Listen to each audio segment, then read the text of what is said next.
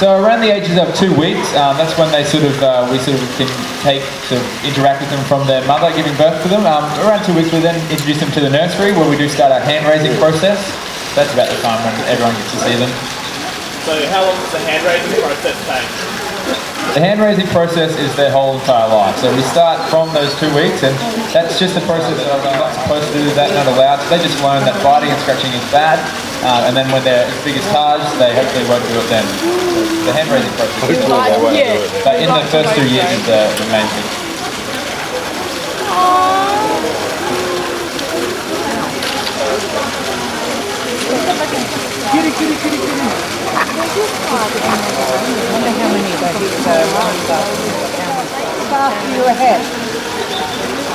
Well, here at Tiger Island, at this facility that we work in, the idea is that all the tigers know everybody. So that way, if someone goes on holidays, then it doesn't matter who's here.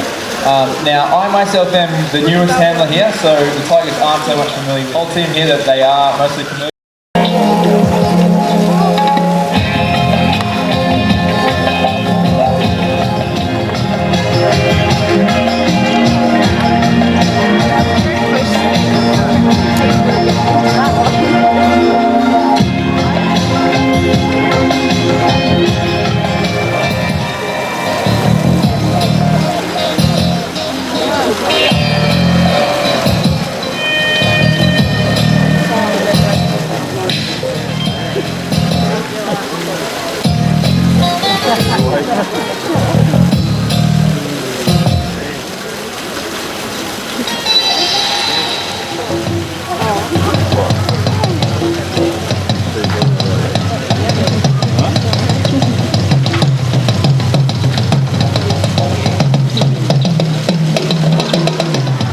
Ladies and gentlemen, girls and boys, welcome to Tiger Island for our final presentation of the day. Now, my name's Adam. For the next 15 minutes, hopefully, we're going to show you some pretty amazing natural skills from the tigers out here.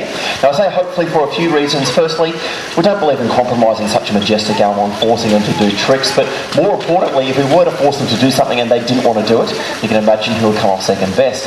Now, jaws powerful enough to burst the tyres in your car and claws powerful enough to bring a small elephant to the ground, I think you realise that we'd be the ones that come off second best. Now, helping me up for today's presentation, a few of my colleagues are out here. I'm 190 kilos at the moment. Now, despite his size, he's still very agile. So keep your eyes on Taj. He usually has a great presentation. But guys, they are two of the stars of the show. How about a huge round on Taj? Straight up into position. There goes Cedar as well. Come on, guys, start with a bit of noise for the Tigers.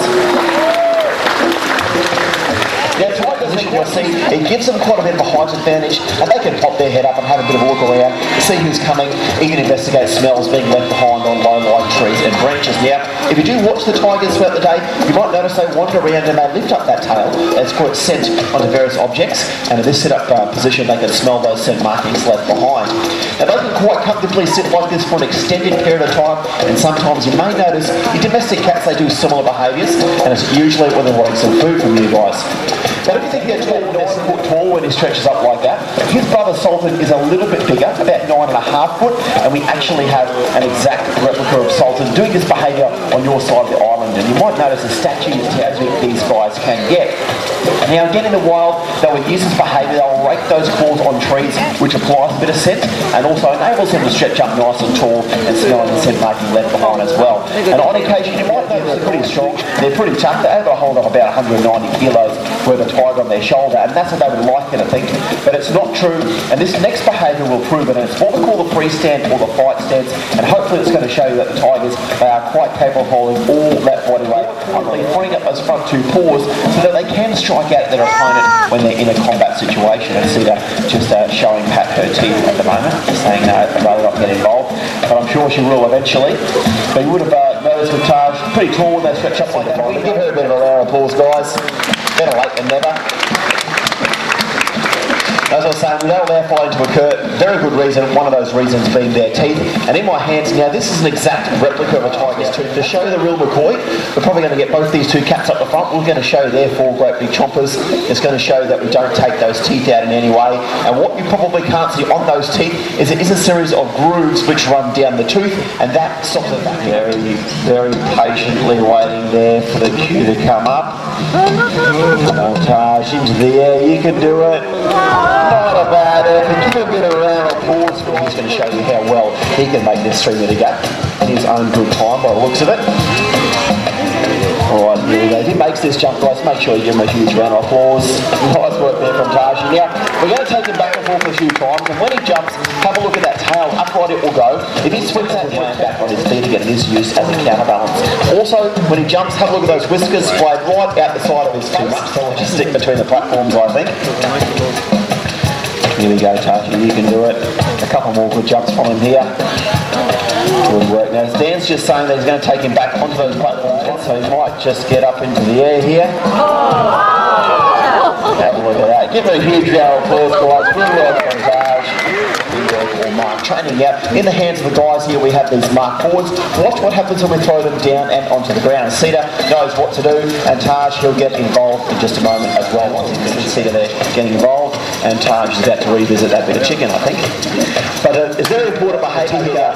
Get a vet to come out here, have a look at the tigers, simply by getting them to mark on the board, and that's obviously the ground. The cats can go from A to B without us having to get involved as well. Now, why do we do these film and television works? Well, we do it to try and raise money for the wild tiger. And if you order to spin around and have a look behind you on the walls of teams like India, Sumatra, and other parts of Southeast Asia, where we work directly on the ground to look after the wild tiger. Now, 100 years ago, we've managed to decimate more than 95% of their population, and if these trends continue, we're estimating within the next 15 years, complete extinction of the wild tiger. Now, that's in our lifetime, and that's an absolute tragedy, and we want to do whatever we can to try and stop that, and with your help, we are doing that. Now, I can guarantee you no fees or charges. All right, here we go. And back down, Taj. One. See that breaking a little bit early there? So we'll just move her back into the right position. You can see Taj doing the right thing and getting rewarded for waiting. He's going to have a good jump. Alright. Sit down, Taj. This time round. And 1, 2, 3. And keep the applause going for the handlers as well. They've done a pretty good job. Some extra chicken going to the tigers, letting them go. Because we certainly enjoyed bringing it to you. On behalf of all the crew that we have out here, the tigers as well, Cedar and Taj, bye for now.